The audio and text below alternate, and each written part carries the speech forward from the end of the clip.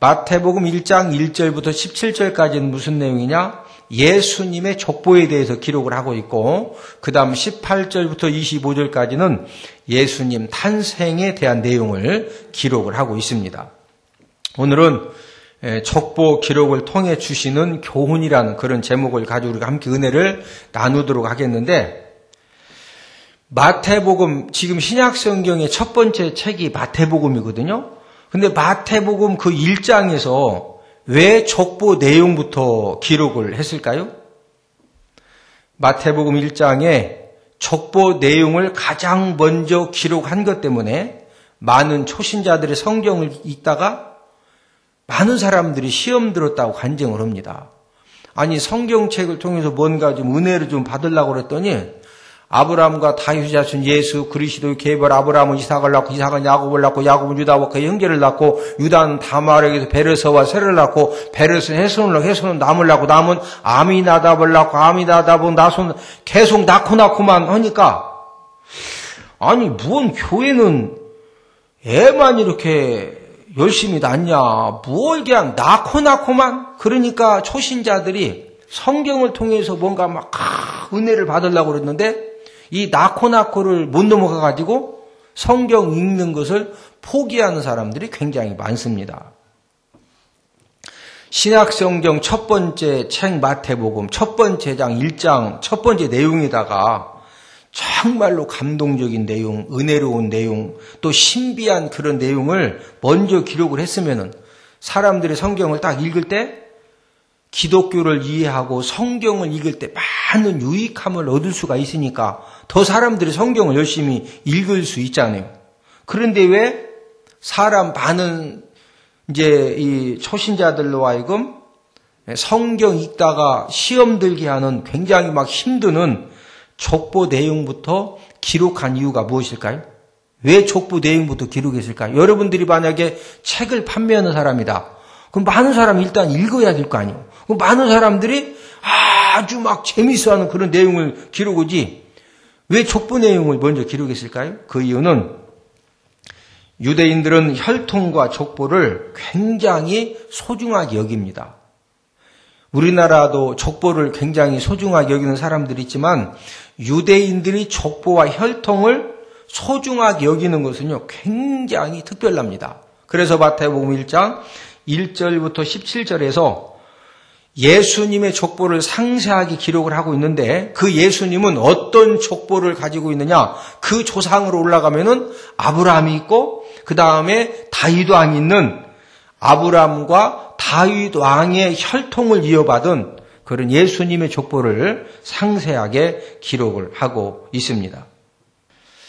우리 성도들은 나 자신을 이해하고 나 자신의 뿌리를 바로 알기 위해서는요, 여러분 가문의 이 기본 족보는 좀 알고 있어야 됩니다.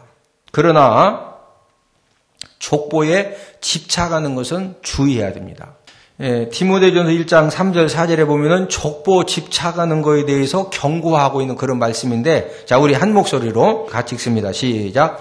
내가 마게도냐로 갈 때 너를 권하여 에베소에 머물라 한 것은 어떤 사람들을 명하여 다른 교훈을 가르치지 말며 신하와 끝없는 족보에 몰두하지 말게 하려 함이라. 이런 것은 믿음 안에 있는 하나님의 경륜을 이룸보다 도리어 변론을 내는 것이라. 지금 그 사도 바울이 지금 젊은 그 디모데에게 에베소에 머물라 한 것은 왜 에베소에 머물라고 했느냐? 4절에 보니까 신하와 무슨 족보? 끝없는 족보에 뭐하지 말게 하려고 몰두하지. 초대교회에 있었던 문제 중 하나는 초대교회 성도들이 지금 이 초대교회 때는요, 이 사람들이 자신 족보에 대해서 굉장히 소중하게 생각을 했습니다. 그래서 자신 족보를 유명한 조상들에게 억지로 이제 연결을 시키는 겁니다. 그러다 보니까 억지로 이 뭔가 좀 근거를 남겨야 되니까 거짓 족보를 만들어내고 또 이렇게 가상적인 족보를 만들어내는 거예요. 그런 이제 교회 와가지고 밥 먹으면서도 어느 가문이요, 어느 집안이요. 자, 그러면서 나는 이게 이순신 장군 후손이다. 나는 이성계 후손이다. 그러면 그 사실이요? 그걸 어떻게 믿어? 한번 족보 한번 가지고 와봐. 그럼 족보를 가지고 오면은 이거 족보 이거 가짜 아니요? 이거 어떻게 믿어?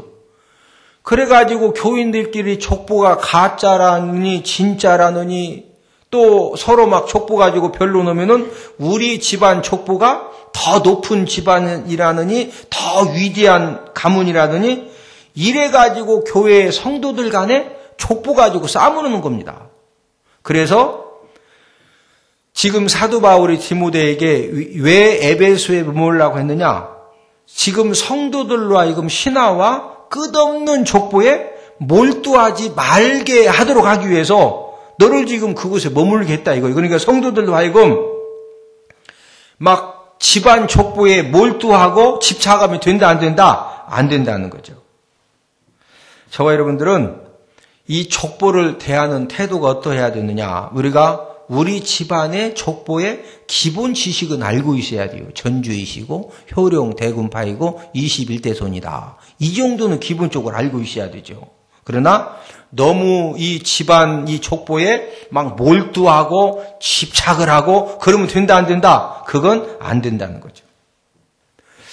두 번째로 족보 기록을 통해서 주시는 교훈에 대해서 우리가 함께 은혜를 나누기 원하는데, 자 1절부터 16절까지는 누구 족보를 소개하기 위해서 지금 이 족보를 쫙 언급을 했다? 왕으로 오신 누구 족보? 예수님 족보를 소개하기 위해서. 그래서 16절에서 자 우리 16절 함께 읽습니다. 자 시작. 야곱은 마리아의 남편 요셉을 낳았으니 마리아에게서 그리스도라 칭하는 예수가 나시니라. 누가 나셨다? 예수가 나셨다 이거예요.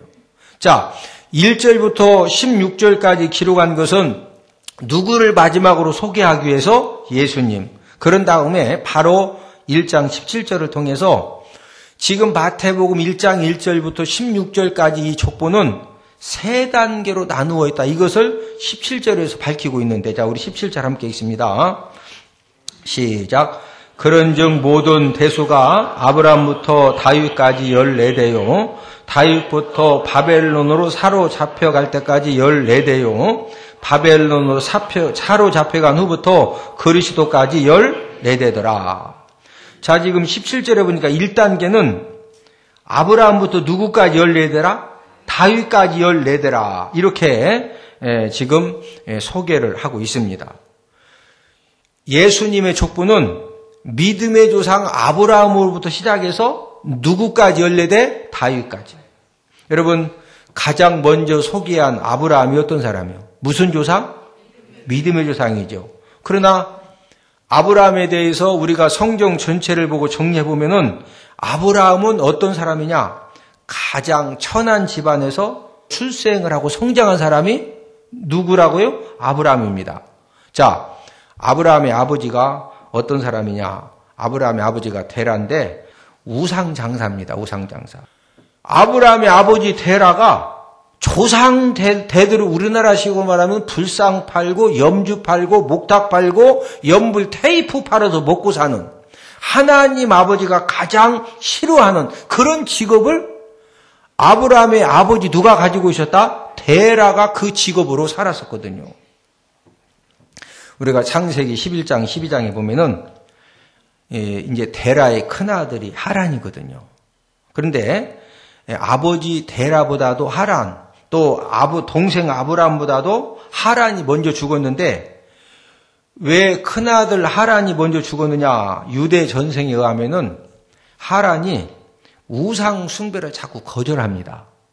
지금 아버지 데라는 사람들로 하여금 막 우상 숭배 분위기를 만들고 막 축제를 만들어가지고 그 축제에 참석하려면 목탁 하나씩 다 들고 가서 막 이거 두드려야 목탁도 팔을 거 아니에요. 염주도 막 하나씩 다 목에다 걸고 양쪽 팔에다 막 2개, 그래야 3개씩 팔 거 아니에요. 그래서 아버지 데라는 그 막 우리나라식으로 말하면은 목탁을 팔고 그 다음에 염주를 막 목에다 걸게 하고 양쪽 팔에다 걸게 하고 그 다음에 불상도 가다가 집에 하나씩 갖다 놓으라고 막 분위기를 잡아가지고 이걸 팔아야 되고 있는데 큰아들 하란이 우상 숭배를 자꾸 거절합니다. 그러니까 이 아버지 데라 입장에서는 이 생업에 돈 버는데 큰아들 하란이 도움이 돼, 안 돼? 안 되거든. 그래서 아버지 데라가 큰아들 하란을 고발해가지고요.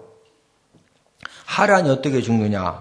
아버지 데라가 보는 앞에서 신전 불 가운데 던져져서 큰아들 하란이 죽습니다. 그러니까 아브라함의 아버지가 누구도 죽게 한 사람이다? 큰아들 하란도 죽여버립니다. 뭐가 도움이 안 된다고? 뭐 버는데? 돈 버는데 도움이 안 된다고. 아브라함 집안은 세상적인 말로 표현하면은요, 개판 집안이에요, 개판 집안. 이런 아브라함이 무슨 조상 됐다?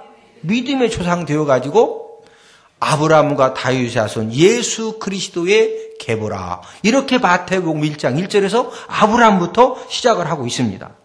자, 아브라함과 누구의 자손? 다윗의 자손. 자, 다윗은 어떤 사람입니까? 다윗은 비천한 목동으로 이렇게 출발을 했거든요. 그런데 이런 다윗이 하나님의 은혜에 이렇게 은혜로 선택되어져 가지고 사울 왕을 이어서 이스라엘의 2대 왕으로 세워진 다음에 그 이스라엘을 가장 강력한 그런 국가가 되게 했고, 그래서 이스라엘 역사상 가장 위대한 왕, 가장 강력한 왕은 누구다? 다윗입니다. 다윗. 지금 아브라함과 다윗의 자손이 다윗을 강조하는 것은 아브라함 때부터 다윗이 통치할 때까지는 이스라엘이 가장 강성했음을 지금 강조를 하는 겁니다. 자, 그러면은 개판 집안에서 성장한 아브라함과 또 천한 목동 출신 다윗이 믿음의 조상이 되고 위대한 왕이 된 비결이 무엇일까요? 믿음의 조상이 되고 위대한 왕이 된 비결이 여러분들은 뭐라고 생각하십니까? 그 비결은 아브라함과 다윗은 하나님을 만나기 전에는 개판 집안에서 출생해서 성장을 했었고 목동의 그 천한 출신이었지만은 하나님 아버지를 만난 후에는 하나님 아버지 말씀에 목숨 걸고 순종했습니다. 한 가지 잘한 것이 있는데 하나님을 만나고 난 다음에 하나님 아버지 말씀에 어떻게 순종했다? 뭐 걸고 순종했다? 목숨 걸고 순종한 거예요. 지금 1단계에서 족보를 통해서 하나님이 강조하시는 것은, 자, 믿음의 조상 아브라함이나 다윗이나 원래는 무슨 출신이라고? 집안이? 아브라함은 개판 집안이고 다윗은 무슨 출신이요? 목동 출신이죠. 그러나 하나님을 딱 만나고 난 다음에 개판 집안 출신이고 천한 목동 출신이었지만은 하나님 아버지를 딱 만나고 난 다음에 하나님 아버지 말씀에 뭐 걸고 순종했다? 목숨 걸고 순종하니까 하나님 아버지가 믿음의 조상이 되게 하시고 위대한 왕으로 하나님이 세워주신 줄로 믿습니다. 이걸 지금 1단계 족보에서 강조하는 겁니다. 그 다음 2단계 족보는 우리 17절을 다시 한번 함께 읽습니다. 시작. 그런즉 모든 대수가 아브람부터 다윗까지 14대요. 다윗부터 바벨론으로 사로잡혀갈 때까지 14대요. 자, 됐습니다. 자, 지금 두 번째는 무슨 단계입니까? 다윗부터 바벨론으로 사로잡혀갈 때까지 14대라고 그랬죠. 자, 솔로몬 왕 이후에 이제 이스라엘이 남과 북으로 갈라졌는데 그때부터 동족끼리 끊임없이 싸웁니다. 또 동족끼리 남북이 싸우는 것뿐만 아니라 또 각자 남북이 자기들끼리 막 쿠데타가 일어나고 왕족끼리 싸우고 그러다가 결국에는 북왕국 이스라엘은 BC 722년에 아수르에 의해서 멸망을 당하고 남왕국 유다는 BC 587년에 바벨론에 의해서 멸망을 당합니다. 이 두 번째 단계는 나라가 멸망을 당해가지고 전부 다 포로로 끌려가서 하여튼 상상할 수 없는 그 인생에 막 엄청난 고통의 잔을 마시고 그 수치와 멸시를 당했던 그런 시기가 바로 이제 두 번째 이 단계입니다. 다윗 시대 때는 그렇게 나라가 막 전 세계에서 최고로 강대한 나라였는데 그 이후에 왜 이스라엘이 남북으로 갈라져서 막 서로 싸우고 서로 그냥 막 쿠데타 일으키고 그러다가 멸망당해가지고 고통의 잔을 마시고 그 수치와 멸시를 당한 이유가 무엇일까요?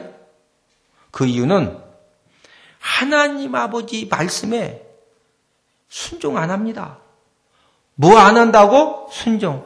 하나님 아버지가 선지자들을 통해서 하나님 아버지 말씀에 불순종하면 하나님 아버지 말씀을 멸시하면은 나라가 망한다. 나라가 망하는 것으로 끝나는 것이 아니라 온 가족이 막 비참하게 죽임을 당하고 노예로 끌려가고 그렇게 경고하는데도 하나님 아버지 말씀에 순종하지 않고 우상 숭배에 빠지고 끊임없이 세상 것을 의지하고 이런 불신앙 가운데 빠졌기 때문에 2단계 역사는 비참한 포로식의 고통을 겪는 겁니다.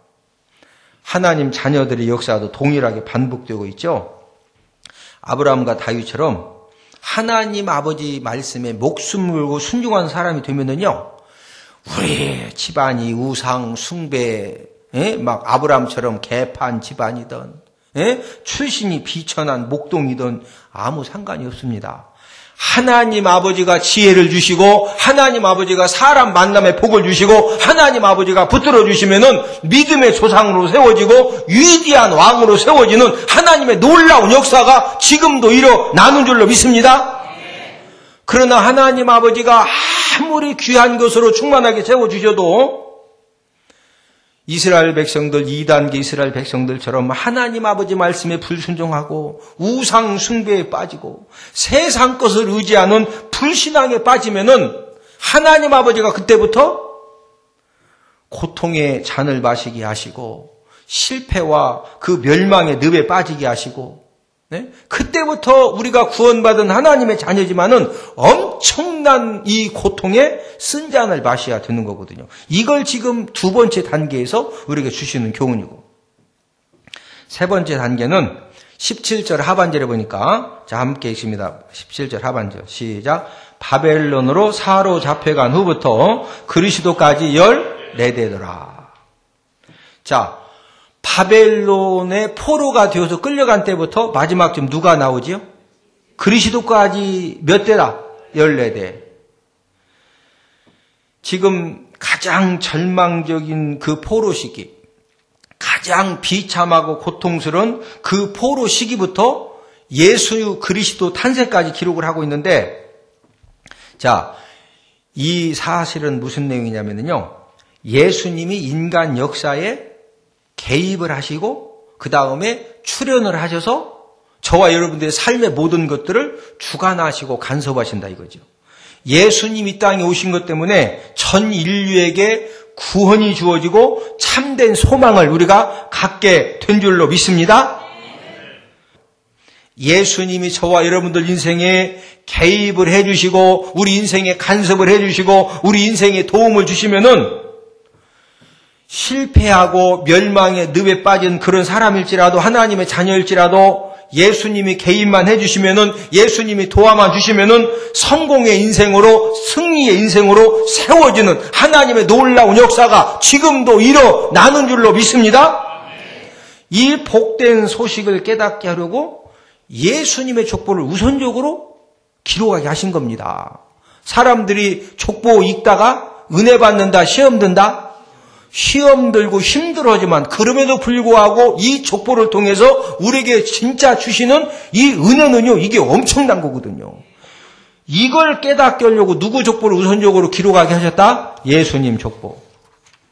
우리 인생의 최고로 존귀한 분. 저와 여러분들이 정말로 목숨 걸고 사랑하고 목숨 걸고 의지하고 목숨 걸고 우리가 주님 말씀에 순종하면은요, 우리 주님이 저와 여러분들에게 생명수가 필요하면 생명수를 공급해 주시고 생명의 떡이 필요할 때 생명의 떡으로 공급해 주시고 우리가 병들었을 때 치료의 은혜를 베풀어 주시고 저와 여러분들의 모든 죄를 우리 주님이 끝까지 책임져 주시는 줄로 믿습니다. 우리 인생의 최고로 존귀한 분이 누구다? 예수님.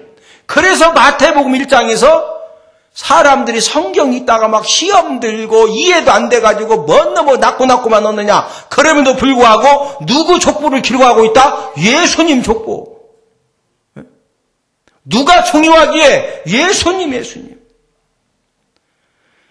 저와 여러분들이 교회를 다니지만은 생명수를 공급해 주는 예수님, 생명의 떡이 되시는 예수님, 모든 질병을 치료해 주시는 예수님, 모든 죄를 해결해 주시는 그 예수님을 우리가 삶 가운데, 믿음 생활 가운데도 만나지 못하면은요, 신앙생활에도 종교적인 신앙생활이에요. 형식적인 신앙생활이에요. 저와 여러분들은 우리의 모든 죄 문제를 해결하시고 우리의 모든 질병을 치유하시고 우리에게 끊임없이 생명수를 공급해 주시고 생명의 떡을 공급해 주시는 그 예수님을 우리가 만나고 그 예수님 손을 붙들고 그 예수님과 함께 우리가 살아가는 가운데 저와 여러분들의 모든 피로를 예수님을 통해서 체험받고 모든 질병을 치유함받고 천국 가는 은혜까지 받아 누리는 저와 여러분들 되기를 주님의 이름으로 축복을 드립니다. 주님의 이름으로 축복을 드립니다. 우리 다 함께 기도드리겠습니다.